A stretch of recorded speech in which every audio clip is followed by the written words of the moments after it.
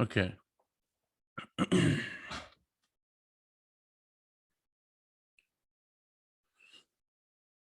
All right. So chapter 5, septic tank systems. I was gonna play this video about how the septic systems work and everything, but I think it's better if we just go through it and then we just discuss it as we move on. So in case there's any questions during the video and everything. So the videos were kind of vague, and I think it's better we just discuss it as a group. So here we go. Residential drain waste vent system is not connected to municipal sanitary.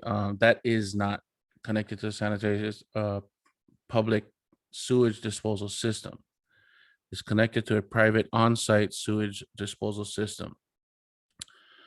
The system is an on-site because the waste stays in the location where it's generated.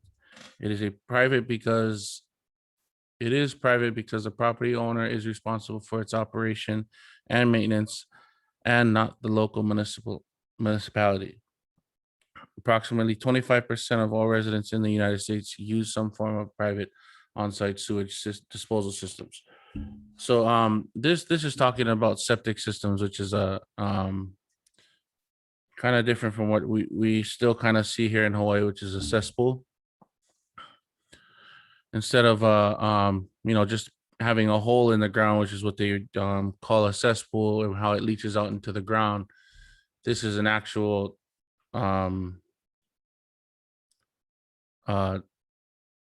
a sewer, like kind of like your own. You're treating it on your property. It gets the sewage goes in, it's all separated in a certain way, and then it's just distributed out into an infiltration system, and then we'll walk through all that. There's a variety of different types of sewage disposal systems.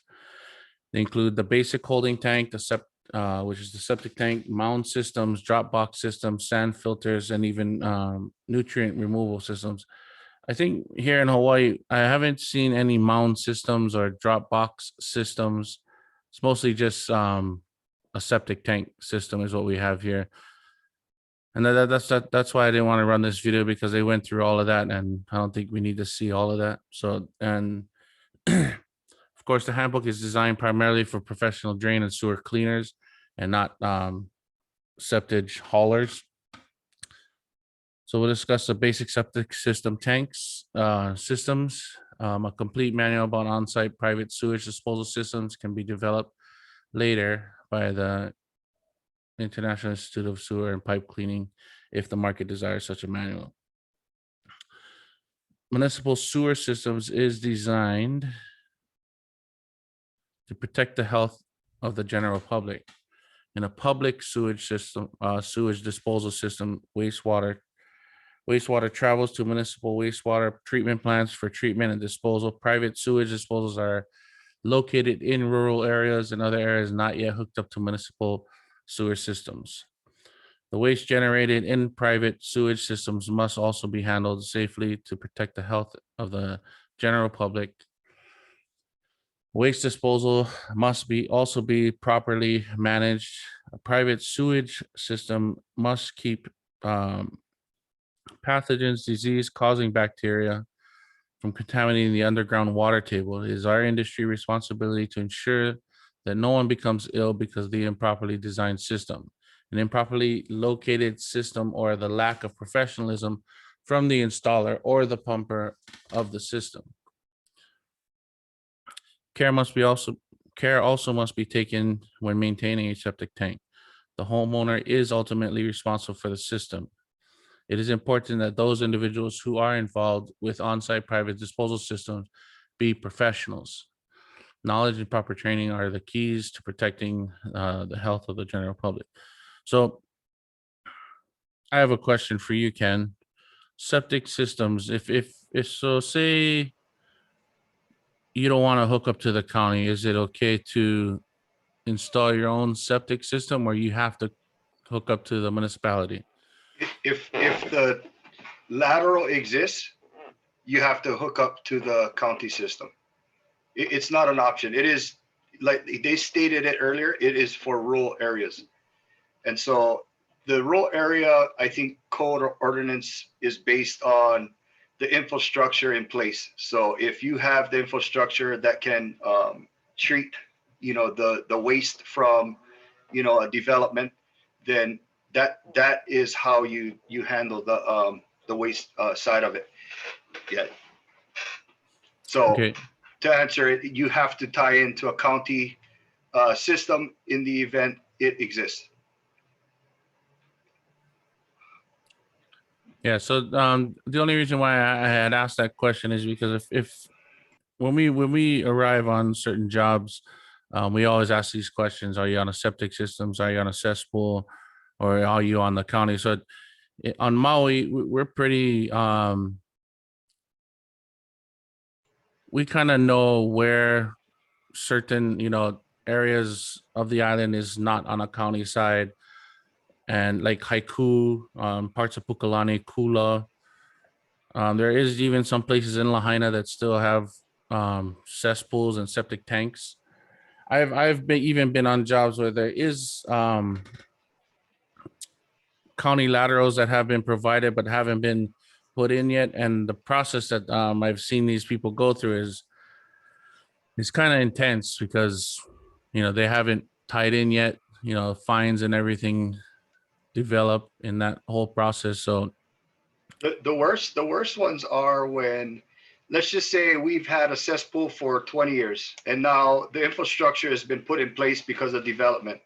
My cesspool is in my backyard, but my sewer lateral is in my front yard.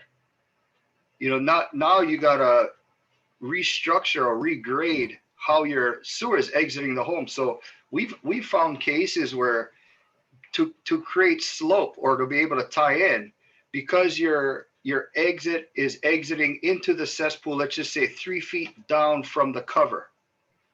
These guys a lot of times will just tie into the exit side of the cesspool and then drop it into the sewer main, because the county is only going to check the lateral. They're not going to go check how you ran the piping. And so we've been on jobs where we're cabling or cammering and find a cesspool that's still in place, hasn't been collapsed, filled up properly, and then they're still tied in. Now they're tied into a county municipal sewer system. I mean, you want to talk about spinning wheels? That's one that you'll spin your wheels on. I've found probably two or three of those in Kihei, and it's not uncommon.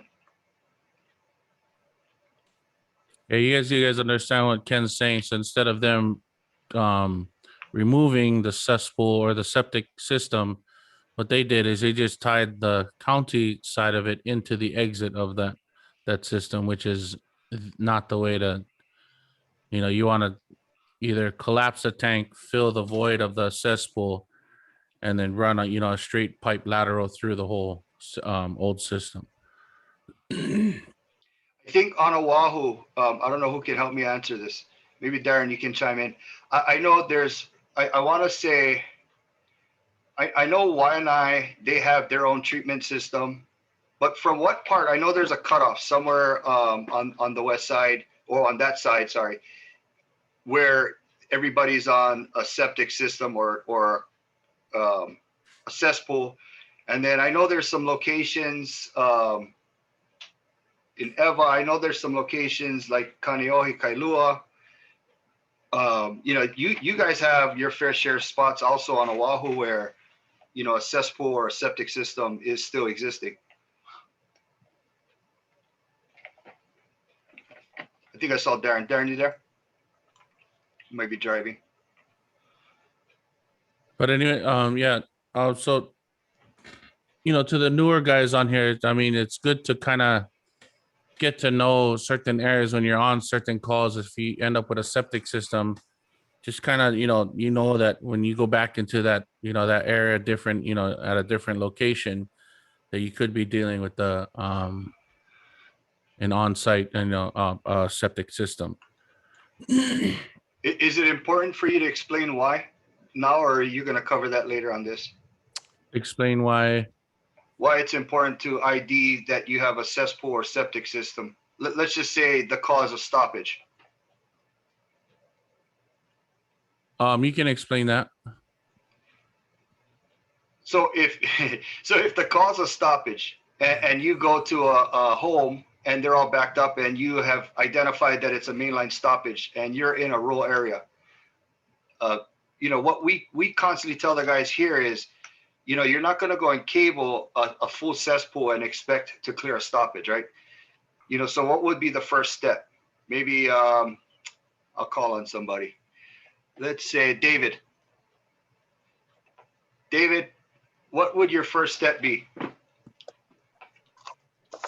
To check if the tank is full, needs to be pumped out. Okay.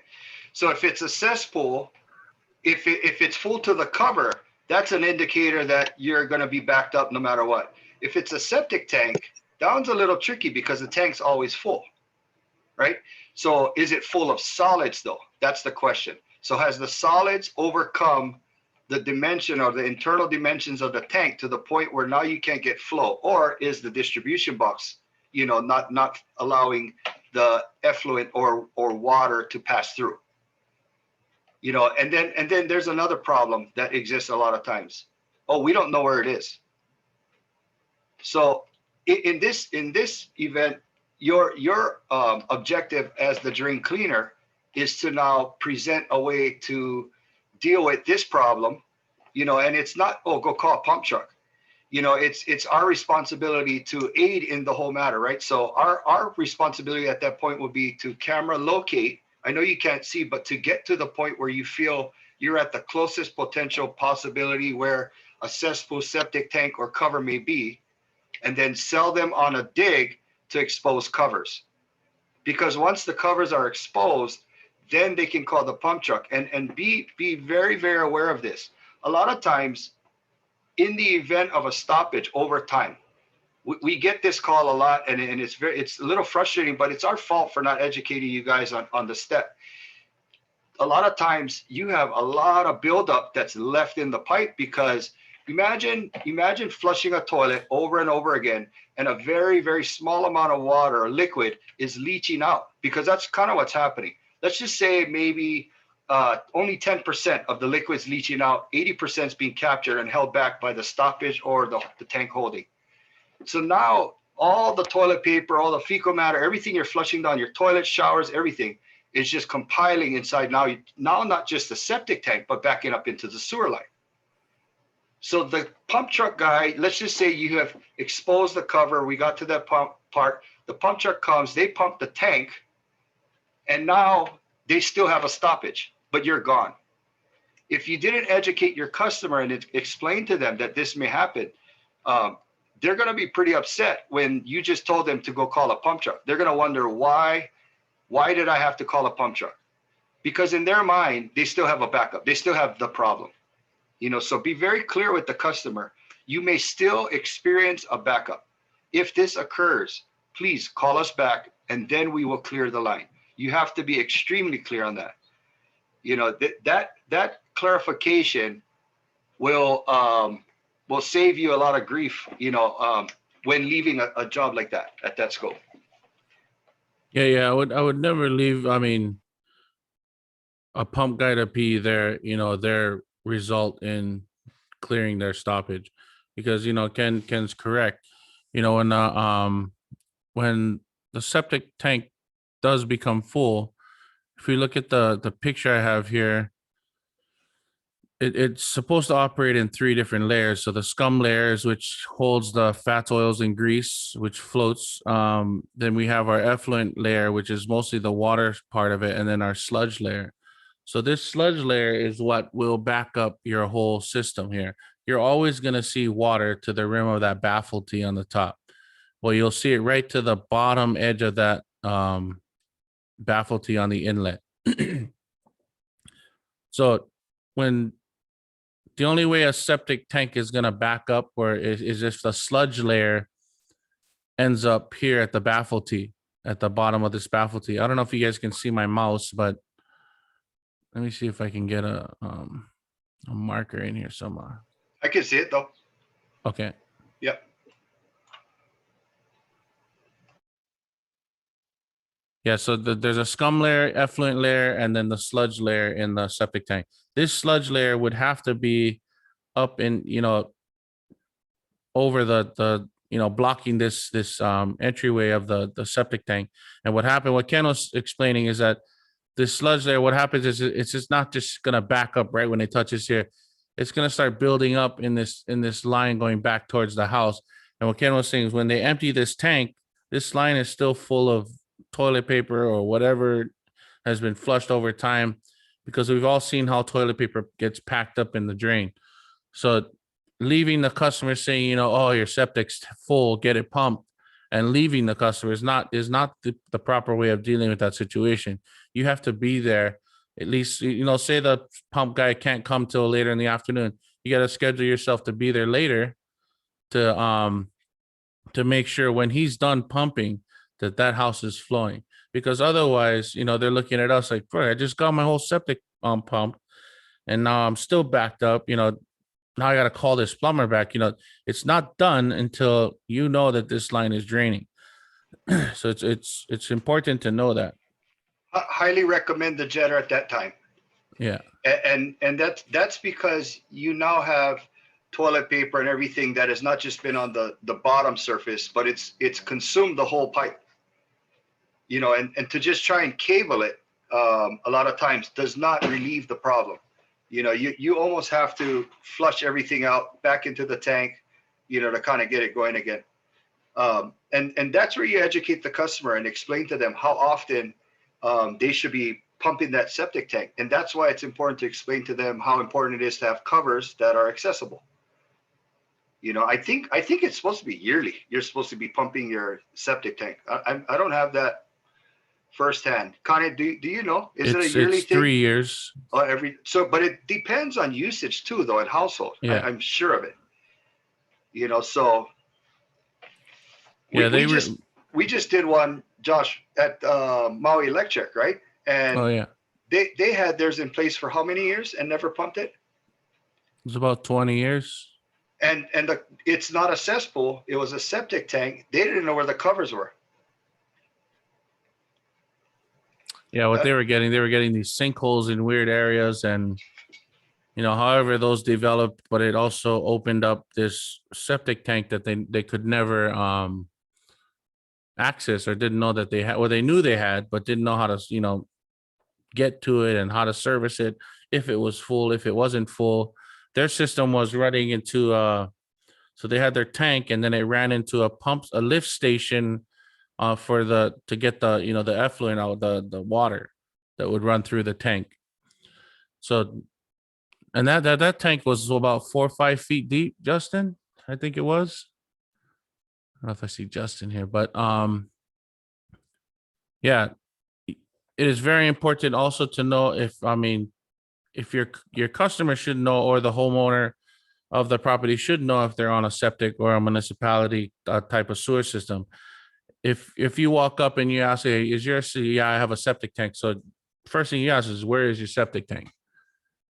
And if they don't know, then, that's already step one. We got to figure out how to get access to this tank, because first of all, if it is a septic tank that is full, you're not going to be snaking, for days on this drain, trying to clear something that's, you're never going to get cleared if you don't get the septic tank emptied. So it's first step is to, first try your snake a couple times. If it's not working, then you already got to assume the septic might be full. And when you see septic systems without lids, you already know they've never been maintained or serviced, that they don't even know where it is. They've never even, had a pump truck probably on the property. So step one is to get access to this tank. Our pump guys here do provide that service already, but we provide it also. So let's not get the pump guy involved too quickly until we figured out what's really going on, which is creating that access and confirming for sure that septic tank is full. Because a lot of guys get tricked or confused on what's a full septic, what's a full cesspool. So once you get access to this septic tank, when you look down into the septic tank, you're going to see a baffle T, which is this T here. Water level is always going to be here, no matter what. As long as you can see the bottom of the pipe in this inlet, that septic tank should be running the way it's supposed to be. If this baffle T is underwater, you cannot see it, or the water level is up to the rim of the tank, then you know you might be dealing with a full system. But there's also the other side of the septic system is also is what we call our percolation system, where water is supposed to be, or maybe every septic system has to have a permit. Everything is tested a certain way before installation is put in. The ground has to have a certain perk test, which is it has to be tested to make sure that the water can be absorbed in that type of ground. So everything should be working the way it's supposed to be when you arrive on site. So some situations is where the water level is so high, it could be because also the percolating system is not working properly. So what we get into is what we call the distribution box. And what the distribution box is, I don't think, well, so that's this right here. So when the sewer leaves the home, it does its process in here, solids sink to the bottom, fats, oils, and grease race to the top. And right in the center of that whole tank is what they call the effluent layer, which is mostly water. The water runs through the tank and out into the infiltration system, where they call it the finger system. And all that effluent is really distributed through this box here into these drain lines that it's connected to. And the water, is absorbed into the ground. And that's why they do what they call a perk test before it's, that whole system's installed. The perk test is to identify if the ground is able to take on, absorption from water, and there's a certain way that they do it. But we have to assume that system has been, permitted and installed correctly. We can also ask questions about who installed it. They may know, they may not know, but that's how the septic system works. So if you're dealing with a water level that's way high, so sometimes I'll stick like you just need like an 8 to 10 foot stick piece of pipe, and you kind of just run that pipe down into PVC is probably the best thing to use. I use like a 3/4 PVC. I'll run it through the water and everything until I touch the bottom. And as you bring it up, you should see kind of a marking on that white piece of PVC.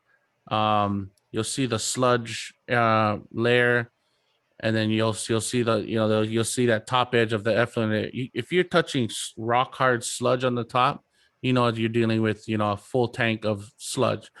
If you're running it all the way down to the bottom and you don't feel anything that's could be blocking the system, then you're probably dealing with an infiltration system that's either congested with roots, or it's improperly distributing out.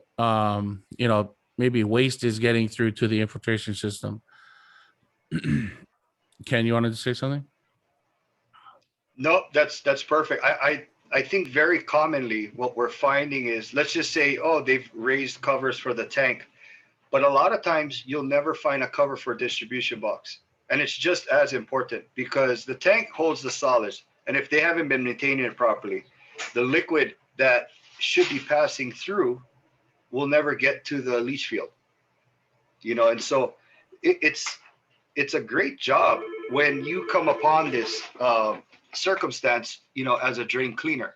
And if educated properly, you can educate your customer. And, if I'm a homeowner and I don't know where the covers are to the number one thing that controls my household, I mean, there's only a few things that run into a household that is necessary. One is electricity, one is water, and the other one is where the hell is your sewer going? And if you don't know where your sewer is going and you got a backup, you got problems. So as a homeowner, you're going to want to know how to maintain it. You're going to want to know how to treat it. You're going to want to know, where these things are in your on your property. And if you just take it lightly as a drain cleaner, just say, hey, go call a pump truck, man, you missed out on a big opportunity. Because I don't know of any homeowner who wouldn't want to just have their septic tank or covers or cesspool, whatever it is, everything brought to grade and have a clear understanding. So if you can educate yourself in this area, it has the potential of having, a great possible revenue for future. And it's not funny money. It's real money. I mean, I don't know. We charged probably about $9,000 for that job over at Maui Electric. And, we had, it was a hard job. They were digging in rough areas and stuff, but at the same time, we had 2 guys on site. We had excavator. I mean, it was a real call. That the distribution box is important. There was a time where they were installing valves on them, and they wanted you to distribute the waste from left to right. They really don't do that anymore, because really there's no homeowner who's going to go out there and be flipping that valve every 6 months. It was a theory that kind of came and went. So now what they do is they just open up all the ports on the box, and they just allow everything to flow and pass through. Yeah, so one job me and Angala went to, one way to ask the right question is to ask, if you're assuming the septic is full, is to ask the customer, have you had this pumped before? And then they could come up with like, yeah, I just pumped it 3 months ago, or yeah, I just pumped it last week. Then something's wrong probably with the infiltration system, because it's either or that or the tank is collapsed. But you can kind of look or identify once you get it, released. I mean, if they said they've been getting it pumped, there's an access to it. So we ran into a situation to where these guys were pumping every 3 months for like 5 years, and everyone they've called up to come and try and figure it out, no one could give them a straight answer except for, oh, I think the tank is too small, or some other excuses. So they called us up there to come deal with it, because I guess their normal plumber couldn't make it, or their pump guy. So when we got there, we noticed the septic being full, and the tenant that was there was telling us, like, yeah, we pump this thing every 3 months. So we did our investigation. We were able to get our camera out the exit of this tank, and we were seeing something weird right here when we were passing through, but we were able to get all the way to the end of the finger system, the infiltration system. So when we located the end, we dug it up, removed the end cap on it, and it was able to release all the water that was stuck in that drain. And it also brought this septic tank down to where we could kind of see what we were dealing with. So we found this distribution box. But when we were cameraing through this drain, we saw this, maybe like a 2-inch gap that we just jumped over and into the finger system. So we dug up the box, and what we found is this line. Hold on, let me see if I can get a better picture of this. Give me 1 second. Let me see if I can find a better picture.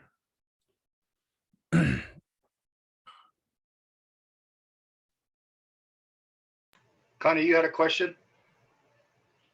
Yeah, I was just gonna say, in many cases, we do tend to turn it over to the pump truck company in many cases. And I want to caution you guys at doing that. The pump truck company is a stage in you solving the problem.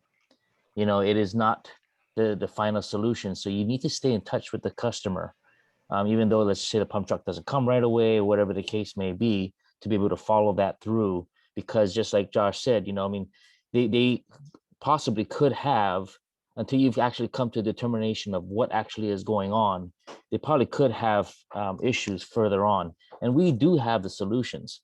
It's just a matter of, are we going to take them all the way to full term at solving it? Because when we can do that, you've earned that customer from then on. So that's my only point. Yeah, and then we also use the pump guy as a tool in ourselves. I mean, we can offer it. Hey, you can deal with calling the pump guy, or we can call our pump guy over. we don't want to leave the customer in a snag to work, because some of them don't even know who to call or where to turn in certain situations. So we provide that type of that service. Is like, we can find you a pump guy. Let us deal with it if you want, or you can deal with it.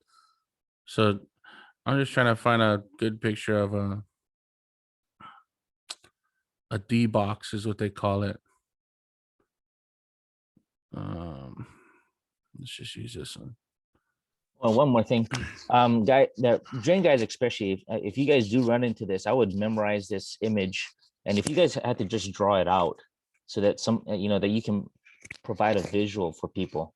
I think that's super important, so that they can follow you through what you know to be what a septic system should look like and where the faults could be.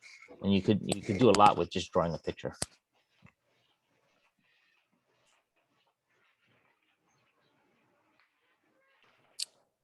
Yeah. So.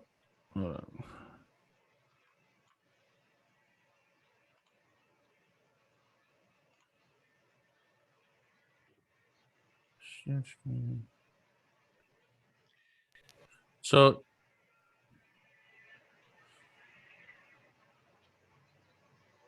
this is a distribution box right here. You guys can all see that. Yep. So you have an inlet to your box, which is from your cesspool, your septic tank. And then when the effluent water comes through this line, it distributes water out to all these fingers in the distribution box, and water is able to be absorbed into the ground. So what we were dealing with when I was with Mark Angala is just, you see this line right here. Let's just say this was the inlet from the septic tank. This pipe was pushed in way too far, all the way up to where it almost was connected to this this line here. So these lines right here weren't able to take on any water, because all the water was being forced into this one finger, which was causing the septic to fill up with water the whole time, because it didn't have enough area to get rid of it, which was these other ports. So that's just an example of, the distribution box could be the problem of why they're dealing with backups, is that all these have to be completely open, because when we expose this whole box is full of toilet paper, and this pipe was extended all the way through the box and almost touching this pipe here, which wasn't letting water get out into all these other fingers here, which is how it's supposed to be. But that was just a quick example. And this is what a distribution box looks like. Each of these legs go out to, there's a picture here. Actually, no, that's not a good picture. But anyways, something like this, where it's all the water is distributed it out into an infiltration system to where it leaches out into the ground. So, we haven't heard back from that customer either about them having any problems. So, but they were dealing with that for 5 years. And no one could help them out with what was happening there. I'm going to make a comment too. We're talking about septic systems, and you guys got to understand, septic systems are relatively fairly new in the industry. Prior to septic systems, we were dealing with cesspools. A cesspool is basically just a hole in the ground that accepts both waste, solids, toilet paper, everything. And then the ground itself would leach out, the effluent. And as a result, the water level would drop down, and, it's just an older style system. Now, if you're in a rural area, that is not a proper install. They're not going to allow you to do that. You're going to have to put in, basically a septic system, which is a form of a treatment plant, in your home, because you are removing the majority of the waste or solids that have bacteria, and then allowing, our soil system to become somewhat of a filter system before it hits, what we would consider our water table or whatever. But there is a big difference between the two, and do not be confused, when approaching the job in a rural area. A lot of times, if it's an old homeowner, they'll know if they have a septic system or a cesspool because they paid for it and it's painful.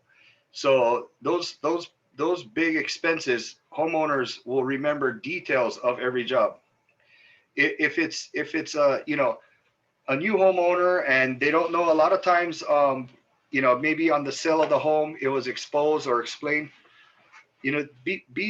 Be almost like a detective when asking, because if you're looking for a distribution box and you're dealing with a cesspool, you're going to have a long day and you're not going to look too smart. So make sure you know what you're looking for and what you're dealing with when approaching these jobs. Educate yourself. Go on YouTube. Go find out what the difference is between a septic system, a cesspool, why it's important, how it works. Nothing like going up to a customer and explaining to them with knowledge, understanding what you're dealing with, because then what you're doing is you're reassuring them that you are a professional and you know what you're talking about. Very, very important. Yeah, another thing also is the way systems are designed or sized is they measure on how big of a system that needs to be installed by how many bedrooms are in the house.